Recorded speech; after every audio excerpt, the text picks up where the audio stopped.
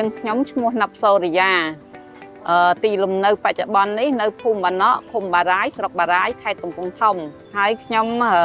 ម្ចាស់ដេប៉ូកុយយ៉ាលក់នៅផ្សារបារាយខ្ញុំបាទឈ្មោះសឿនអាវុធ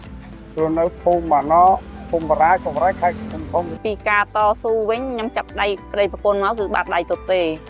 អត់មានទាំងដើមទុនអត់មានទាំងមុខរបរប្រឹងដោះដូចខ្លួនឯងប្រឹងរកមុខរបរដូចខ្លួនឯងព្រោះថារបរណាឲ្យតែបានលុយប៉ុន្តែជារបរស្របច្បាប់ទេណាអត់របរទុច្ចរិតអត់រកទេ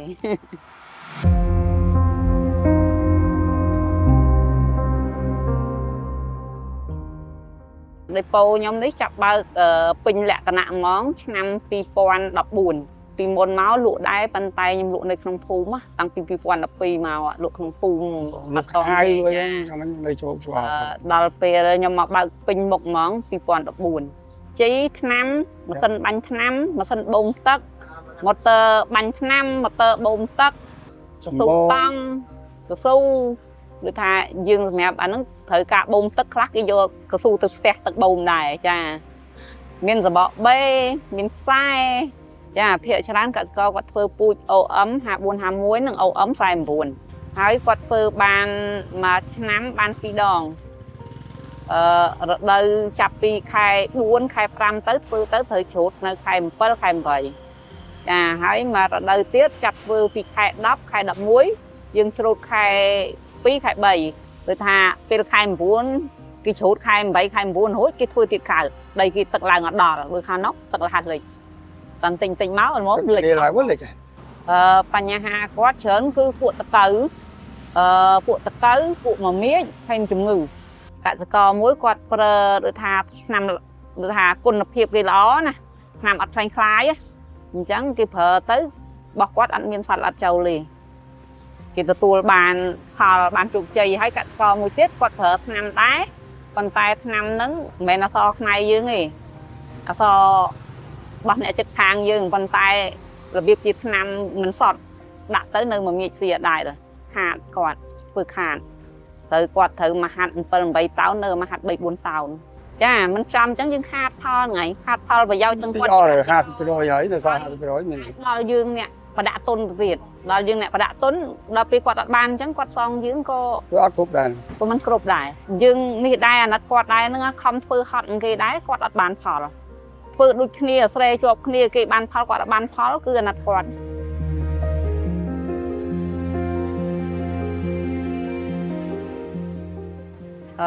ខ្ញុំស្គាល់យូរដែរហើយតាមរយៈកសិករ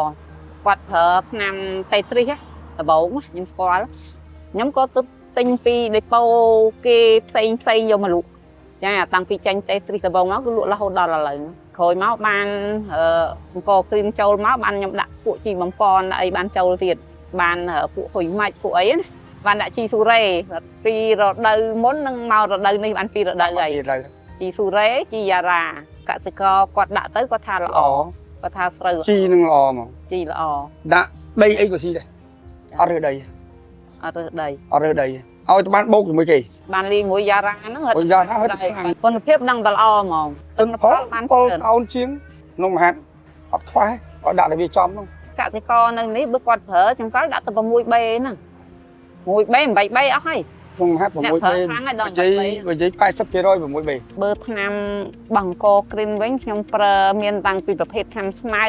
ប្រភេទថ្នាំសត្វល្អិតប្រភេទថ្នាំដង្កូវប្រភេទថ្នាំជំងឺនិងជីបំប៉នចាគឺខ្ញុំមានគ្រប់ប្រភេទទាំងអស់ចាឲ្យកសិករគាត់ប្រើពេលដែលមានតកៅខ្លាំងខ្ញុំប្រើរ៉េមផេកហើយបើសិនជាកក់ដែលថាបាញ់ថ្នាំអីមិនងាប់កក់ក្តាមខ្ញុំប្រើបាសាក្រានហ្នឹងបាញ់រហូតដល់ស្រូវផើមអត់ប៉ះពាល់ស្រូវដែរពេលគាត់ជួបសត្វល្អិតអញ្ចឹងបើសត្វល្អិតនឹងល្មមខ្ញុំដោះស្រាយខ្លួនឯងដូចថាខ្ញុំរៀបថ្នាំលើខ្លួនឯងប៉ុន្តែបើសិនជា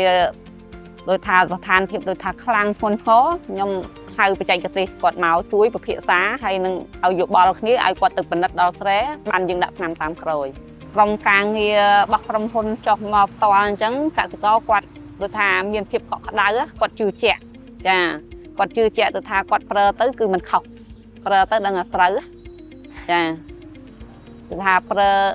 ជីឬក៏ថ្នាំគាត់ដាក់ទៅដឹងតែត្រូវហ្មងអត់មានខុសទេ ព្រោះមានបច្ចេកទេសចុះមកជួយបញ្យល់គាត់ជួយណែនាំគាត់ឲ្យទៅត្រូវឥឡូវស្រូវនេះដំណាក់កាលនេះត្រូវប្រើអីត្រូវដាក់ថ្នាំអីអញ្ចឹងណា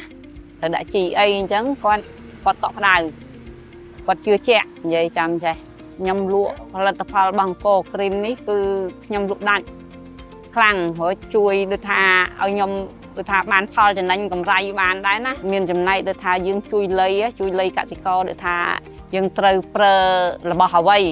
ដែលដាក់ទៅហើយបានផលមកវិញណារបស់ដែលមានគុណភាពនិយាយចាំយើងចំណុចសំខាន់គឺលើគុណភាពយើងត្រូវរករបស់ណាដែលយើងដាក់ទៅលើកសិករគាត់អស់លុយច្រើនមែនពិតប៉ុន្តែគាត់ទទួលផលបានច្រើនដូចជីអញ្ចឹងអស់ 6 បែគាត់ថាបានផលដូចគេដូចឯងដែរបានផលដូចថា7 តោនទៅ 8 តោនអីចឹងខ្លះក៏6 តោនជាងអីចឹងណាបានកសិករគ្រប់ត្រអញ្ចឹងខ្ញុំសប្បាយចិត្តព្រោះដូចថាខ្ញុំបានយកចំណេញតិចពីលើកសិករប៉ុន្តែខ្ញុំបានច្រើនបើថាលក់បានចំនួនច្រើនទៅខ្ញុំក៏ចំណេញបានច្រើនដែរចាហើយកសិករក៏គាត់បានផលប្រយោជន៍របស់គាត់ដែរគឺដាក់ទៅស្រូវល្អចាហ្នឹងយើងបានចំណេញទាំងអស់គ្នាទាំងកសិករទាំងខ្ញុំអ្នកលក់